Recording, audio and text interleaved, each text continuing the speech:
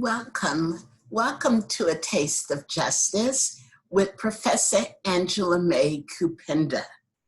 Now, I want to get right into this discussion from the Civil Rights Actions classes.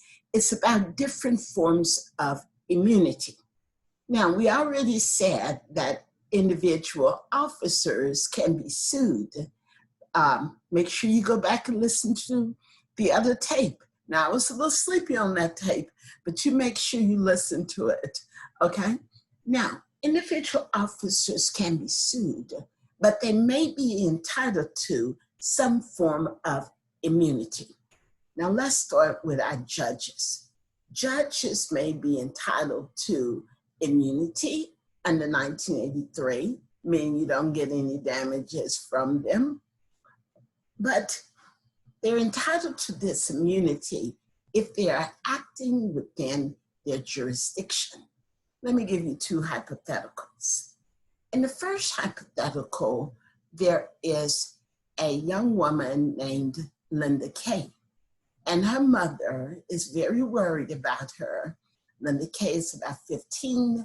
Mom says that her daughter is hanging out with older boys and young men, and she may get pregnant.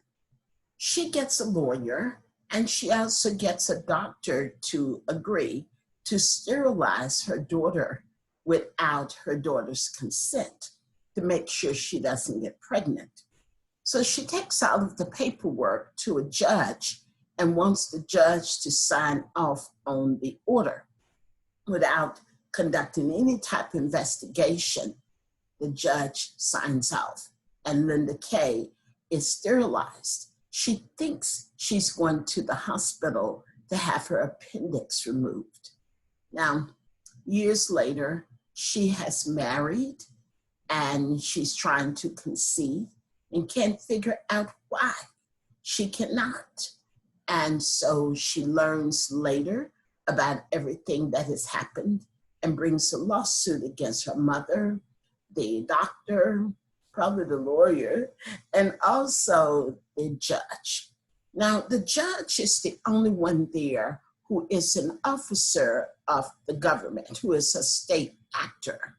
So holding the judge liable is critical to hold the others liable under 1983. So the question is that judge immune? Is that judge immune from suit? Was that judge acting within his jurisdiction? Now, hold that thought for a moment and let me give you another one. In this other case, there is a judge who is sitting in his chambers and he sees a street vendor outside selling sandwiches and coffee. So he sends one of his staff members downstairs to get him some coffee.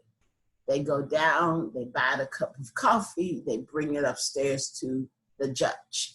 The coffee is not good.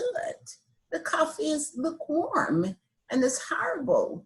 So the judge has the vendor selling the coffee. The judge sends the security, sends the officers down to have the seller arrested. And then when the person is arrested, ultimately, they're going to bring suit that their constitutional rights were violated. So does that judge have immunity?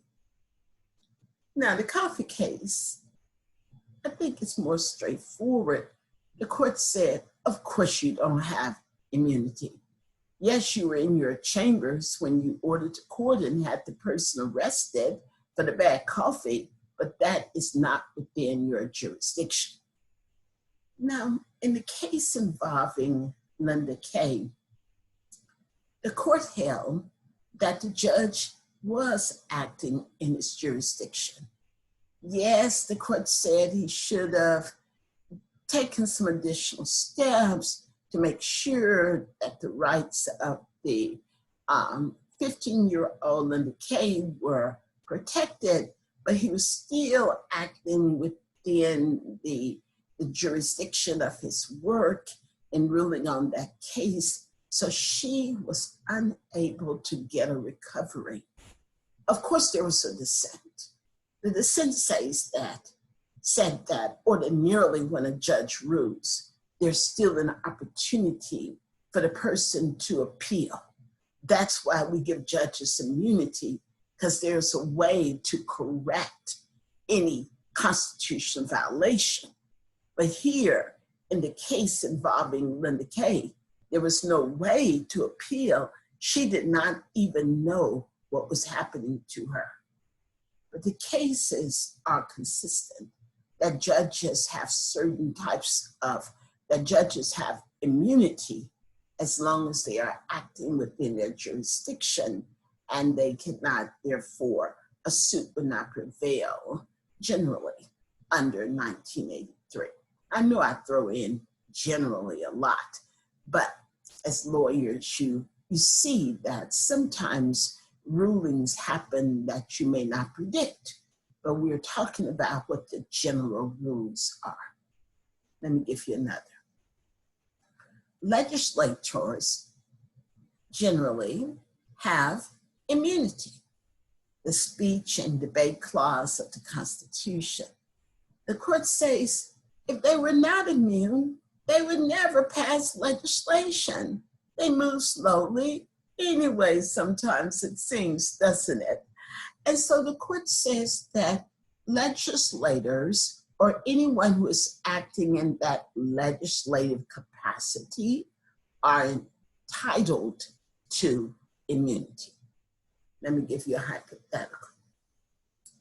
In this situation, there's a congressman, and he has an open position.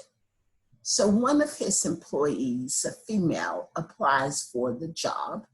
It would almost double her salary. He writes her a letter. He tells her that this position it'll be too hard, that she's smart, but she doesn't need to be working that hard. He says, well, this is a job that really a man should hold, not a woman. And he writes that in a letter. She brings suit. Well, the court says this is nowhere within his legislative role. This congressman is not entitled to immunity. His female employee is entitled to go forward with her suit for violation of her equal protection rights. Okay, another one. There's a city, and they hire one of the first Black women to work within their city government. Her name is Scott Harris. Scott Harris is exceptional, but in a city that is 90-something% white, she's the first Black woman to work there in upper management of the city. Now, middle management can be a very difficult place to be. Scott Harris is here in the middle. She has people above her, the city council, mayor, what have you. She has lots of employees beneath her. Now, as things start to get difficult when Scott Harris's superior makes some comments when they're interviewing someone for a job that Scott Harris thinks that her superiors, her white superiors' comments seem to have a racial bias. And Scott Harris calls her on it. It caused conflict. That Scott Harris tries to remedy things with her superior, tries to talk with her, but things get tense.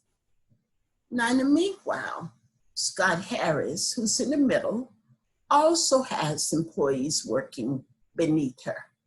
And one of them is named Biltcliff.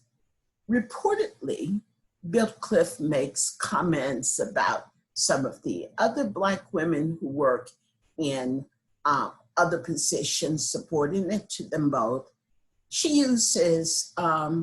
Biltcliff uses the N-word to refer to some of the employees, and word goes back to Scott Harris. Now, Scott Harris is in a difficult place. If she does nothing, then she will run the risk that she will be sued by the people who are being mistreated and called these names. If she does something, she runs the risk that Bill Cliff, the white female who's making the remarks, will get her. Bill Cliff is well connected with the people above. And that's exactly what happens. Now, eventually, the city council and the mayor, they decide, you know what, we're going to restructure the government. We're going to change things around a bit. We're going to save some money. And so in restructuring the government, they end up eliminating one department. Now that department only has one employee, Scott Harris. So in redesigning the government, they eliminate Scott Harris's job. No one else but her. There is some evidence that after they eliminate her, they have to hire 3 people to do the work she was doing. So it doesn't appear to have saved the city any money. The jury actually brings back a verdict for Scott Harris that she was retaliated against. But now the case is on appeal to a higher court.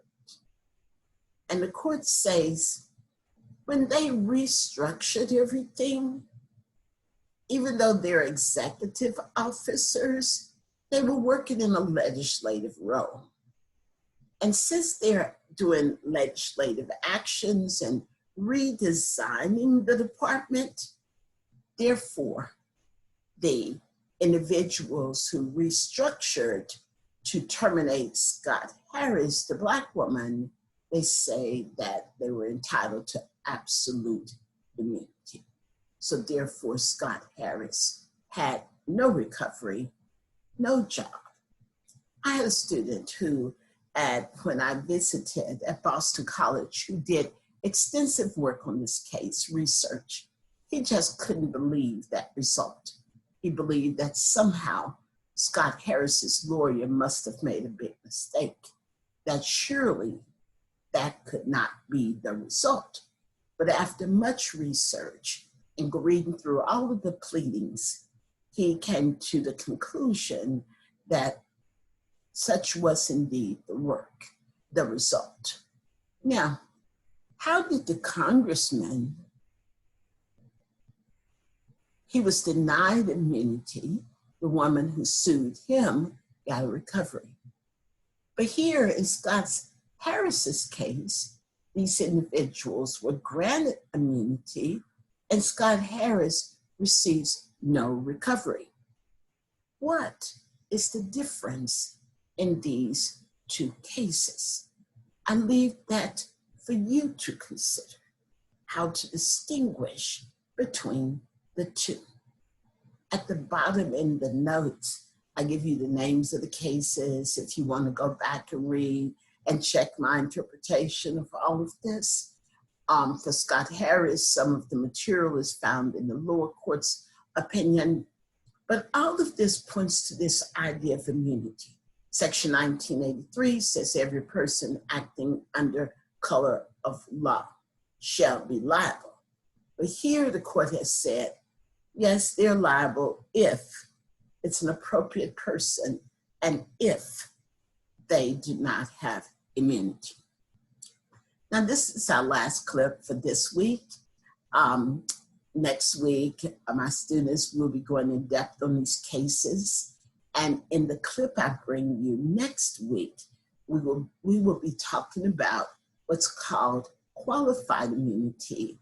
And we will look at the cases that resulted from the 1970 shootings at Kent State University. You've probably heard of those, but you have not, well, You might not have heard of the 1970 shootings by police that occurred at Jackson State University in Jackson, Mississippi.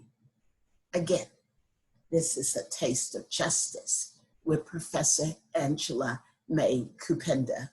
Subscribe, sign up for notifications as we walk through this law in terms of how individuals bring lawsuits under 1983. And I hope that, as confusing as it is, that we gain some insights that will help us as we analyze what's happening in the news and what's happening in our country today. Thank you, and I'll see you in about a week. You take care.